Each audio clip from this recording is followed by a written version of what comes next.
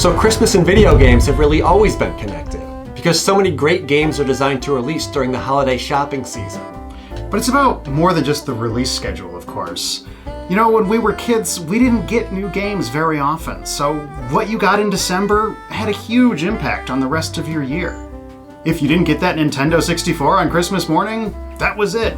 Better luck next year. So, which is it? Which is what? The true meaning of Christmas. Is it about which games are coming out, or which presents the kids are getting? The true meaning of Christmas is about love and family and the joy of giving. And a bunch of other stuff you have to turn down the lights for, so Linus can explain it to you. And there were in the same country shepherds. Oh, sure. I get it. But it's about the presents. Totally about the presents. Okay, now we're talking. When you're a kid, you can ask for whatever presents you want, but what you actually get is always something of a wild card. Oh yeah, totally. Like, you might ask for a Sega Genesis or Game Gear, and your parents get to the store and buy you a Mega Pegasus for reindeer. Sega Genesis or Game Gear? Mega Genesis or Game Gear? Mega Genesis for reindeer? Some parents can get confused. Mega Pegasus for reindeer? Which sounds friggin' awesome, don't get me wrong, but it's not what you asked for. Wild card. Exactly. So here's an example. Picture it, 1992. I'm 9 years old, and I've never owned my own video game. All I want for Christmas is a game system and a copy of Home Alone 2, just like I saw on the television. So my mom goes to the store to buy a Game Boy, and this random guy there refuses to sell her a copy of Home Alone because it's terrible. So he sends her home with a copy of Adventure Island instead. This Good Samaritan, this prince among men, spared me from one of the worst games ever made and replaced it with, honestly, one of the best.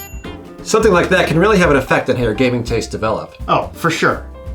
Without this true saint's intervention, I might have lost interest in video games altogether and become an athlete or a doctor or something.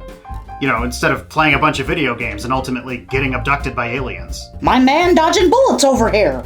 A true Christmas miracle. Wait, I got one too! Picture it, 1997, 10 years old.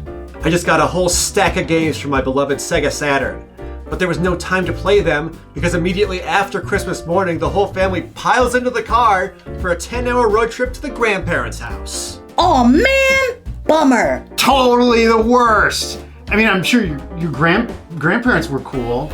Like, cool, but oh man. Yeah, you basically got it. But here's the thing. I'm sitting in the back seat of the car with my stack of untouchable treasures and my Discman. I decide to stick one of the discs into the Discman to see what would happen. No! It turns out every Saturn game is its own soundtrack.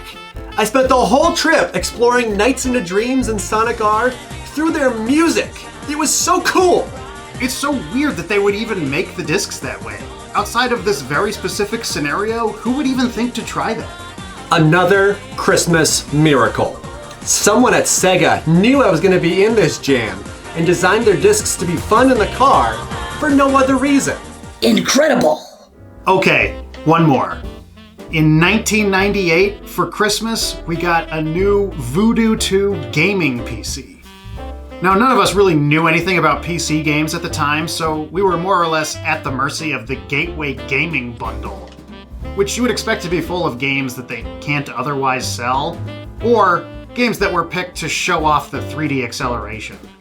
And it did include Quake 2, the standard graphical showpiece of the time, but it was so much more than that.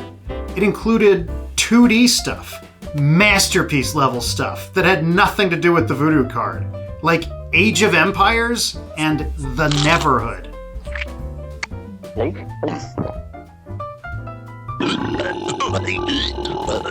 And it had some choice lesser-known stuff, like Battlezone 98, which looks like a sci-fi action game at first, and then it gradually turns into a strategy game where you have to mine resources and build tanks and place turrets. Oh my gosh, this game is so good. Somebody at Gateway was looking out for you. Guiding your journey. They didn't have to put so much thought into a game bundle. They could have included Redneck Rampage. Ooh, and I wouldn't have even known any better. Who knows where I'd be today if my introduction to PC games hadn't been guided by that invisible hand. Shown through example that there's more to games than flashy graphics and shocking. Probably not imprisoned on an alien spaceship, that's for sure. Speaking of which, you guys do remember that we started this conversation because we're under attack and about to die, right? Oh yeah! I forgot about that. Are you even listening to me down there?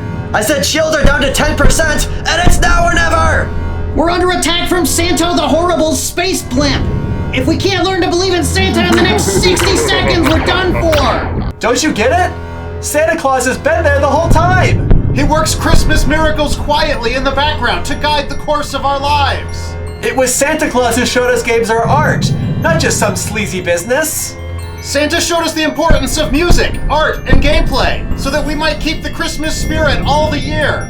It's because of Santa that we became gaming experts. Because of him that we were kidnapped and brought here to teach weird, gross spacemen about the real joy of games.